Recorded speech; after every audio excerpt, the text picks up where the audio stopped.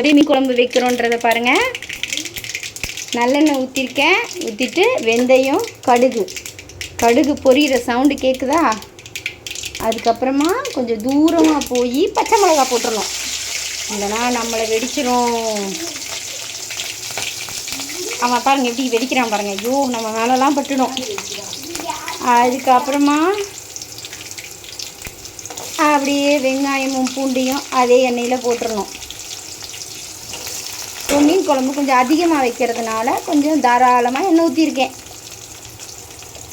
இப்போ இது வதங்கட்டும். வெங்காயம்,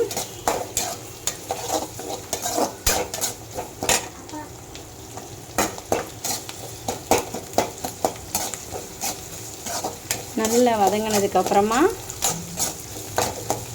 நீங்கள் பாருங்கள், நல்லா வதங்கிடுச்சா? வதங்கினதுக்கப்புறமா தக்காளியை தூக்கி அதில் போடணும். இங்கே பாருங்க, அது சீக்கிரமாக வதங்காது. அப்போ அதுக்கு என்ன பண்ணணும்? நம்மளுடைய ஃபேவரட் இது அப்படி போட்டோம்னா அப்படியே அது அப்படியே ஜூஸ் மாதிரி ஆகிடும். தக்காளி அப்படியே அமுங்கி சீக்கிரத்தில் ஆகிடும். இந்த எண்ணெயில் அப்படியே இதுவாகிடும். தக்காளியோடைய மெயின் ஐட்டமே சால்ட்டு போட்டால் தன்னால் அது கரைஞ்சிரும். கொஞ்ச நேரம் அது கரையட்டும். அடுப்பை கொஞ்சம் சிம்மில் வச்சுருவோம், தீஞ்சிரும் இல்லைனா. நீங்கள் பாருங்கள், தக்காளி அது அப்படியே வதங்கணும். எண்ணெயில் நல்லா வதங்கி கொஜ்ஜானதுக்கப்புறமா அது கொஞ்ச நேரம் ஆகும். அது இப்படி இருக்கும்போது பாருங்கள், வீட்டில் அரைச்ச மிளகாத்தூள் எடுத்து வச்சுருக்கேன். மீனை நல்லா கழுவி வாஷ் பண்ணி வச்சுருக்கேன். இன்றைக்கி நாங்கள் பீச்சுக்கு போனோமா, அங்கே ஃப்ரெஷ்ஷான மீன் வாங்கிட்டு வந்தோம். இதுக்கப்புறமா மாங்காய் கட் பண்ணி வச்சுருக்கேன். இன்றைக்கி மாங்காய் போட்டு மீன் குழம்பு. இதை பாருங்கள், புளி தண்ணியில் கொஞ்சோண்டு வீட்டு மிளகாத்தூள், நார்மல் மிளகாத்தூள், மஞ்சத்தூள் எல்லாம் போட்டு கரைச்சி வச்சுருக்கேன். சால்ட்டு மட்டும் இதில் போடலை. ஊற்றும்போது அதுக்கப்புறமா நான் தேவைன்னா போட்டுக்கலாம். இதில் கொஞ்சோண்டு திப்பி லைட்டாக இருக்கும். ஏன்னா என்ன தான் கையில் கரைச்சாலும் கடைசியாக ஊற்றும்போது லைட்டாக வடிகட்டி ஊற்றணும். சால்ட்டு போட்டதுனால எந்த அளவுக்கு சீக்கிரமாக ஆயிடுச்சு. எப்பயுமே ஒரு 2 மினிட்ஸ் எடுக்கும். இந்த தக்காளி நார்மலாக நம்ம ஃப்ரிட்ஜில் வைக்கிறதுனால அது சீக்கிரமாக கட்டி குறையாது, என்ன தான் தண்ணியில் போட்டு வச்சாலும். இப்போ இது கூட இந்த மாங்காய்.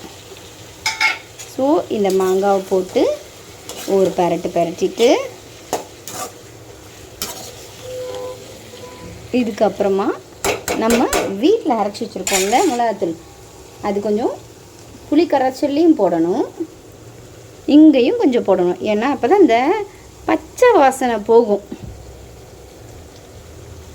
நல்லா போட்டு இப்படி கலந்து விடணும். ஸோ நிறைய பேர் பெருங்காயம்லாம் போட மாட்டாங்க. நான் பெருங்காயம் போடுவேன், அப்போ தான் நல்லாயிருக்கும். நான் கேஸ்ட்ரிக் ப்ராப்ளம்லாம் வராது. இன்னொன்று, இஞ்சி பூண்டு நான் பூண்டு உரித்து போடுறது இல்லாமல் ஒரு சின்ன துண்டு இஞ்சியை அரைச்சி போடுவேன். அப்போ தான் இந்த குழம்பு டேஸ்ட்டாக இருக்கும், கேஸ்ட்ரிக் ப்ராப்ளமும் வராது. பெரியவங்களும் சாப்பிட்லாம். ஏன்னா புளிப்பு, காரம், உப்புலாம் ரொம்ப பெரியவங்க சாப்பிட முடியாது. அதனால் கொஞ்சம் எல்லாத்துக்கும் பார்த்து தான் செய்வேன். இந்த மாங்காய் போட்டதுக்கப்புறம் கொஞ்சம் நேரம் அப்படியே எதுவும் தண்ணி எதுவும் ஊற்றாமல் நம்ம அரைச்சி வச்சுருக்கிற புளி தண்ணி இருக்கு இல்லையா, அதை இதில் ஊற்றணும். ஏன்னா அடி பிடிச்சிடக்கூடாது. மேலோட சாய்ங்க. அந்த புளி தண்ணியை விட்டுட்டு கொஞ்சமாக சால்ட்டு லைட்டாக நான் சொன்னேன்ல, அதனால் பெருங்காயம் கொஞ்சோண்டு போட்டிருக்கேன். அது மட்டும் இல்லாமல் நம்ம வறுக்கிறதுக்கு மீன் எடுத்து வச்சுருப்போம் இல்லையா, அந்த மீனுக்கு போட்ட மசாலா மிச்சத்தை என்ன பண்ணுவேன்னா இந்த மாதிரி குழம்பு மீனுக்கு மிக்ஸ் பண்ணி வைப்பேன். அது எதுக்குன்னா இன்னும் அந்த மீன் குழம்புல அது போடும்போது ரொம்ப நல்லாயிருக்கும். இந்த மீன்லேயும் காரம், புளிப்பு எல்லாம் ஏறி இருக்கும். அப்படி ஒரு வாட்டி ட்ரை பண்ணி பாருங்கள். இதுலேயும் இந்த இல்லைச்சு ஆக்சுவலி கார்ன்ஃப்ளவர் எல்லாமே போட்டு தானே மிக்ஸ் பண்ணுவோம். இஞ்சி, பூண்டு, கரம் மசாலா, இந்த ஐட்டம்லாம் அதில் இருக்கும். குழம்புல கரம் மசாலாலாம் போட மாட்டோம். அப்போ இந்த மேக்னேட் பண்ணுறதுக்காக வச்சுருக்கிறத இது கொஞ்சம் நேரம் இதுலேயும் மேக்னேட் பண்ணி வச்சுட்டு இதை நம்ம குழம்பு கொதித்ததுக்கப்புறம் போட்டால் அடடடடா, என்ன ஒரு ருசியாக இருக்கும் தெரியுமா? நான் ஃபினிஷ் பண்ணி காட்டுறேன். உங்களுக்கு குழம்பு பார்க்கும்போது அவ்வளோ ஆசையாக இருக்கும். இந்த பாருங்கள், குழம்பு நல்லா கொதித்து மேலே அது அப்படியே எண்ணெயெல்லாம் பிரிஞ்சு மேலே இருக்குது, தெரியுதா? இப்போ இந்த மாங்காயெல்லாம் நல்லா ஓரளவுக்கு வெந்துருச்சு. ரொம்ப கொலன்னு வேகக்கூடாது.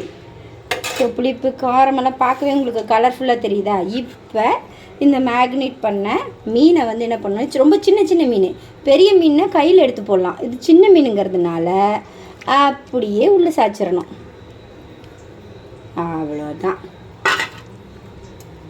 இப்போ இதை அப்படியே உடைக்கக்கூடாது, அப்படி லைட்டாக உள்ளே விட்டுட்டோம்னா இப்போ வந்து ரொம்ப கிண்டக்கூடாது.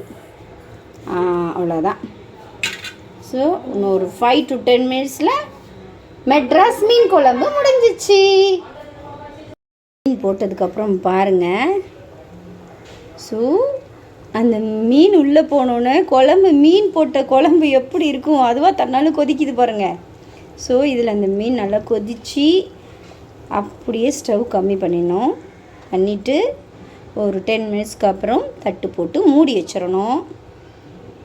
அது அப்படியே காமாக வெந்து இந்த புளிப்பு, காரம், உப்பு மேக்னேட் பண்ணதுக்கும் இந்த குழம்புல ஊற்றின புளிக்கும் சரியாக இருக்கும்.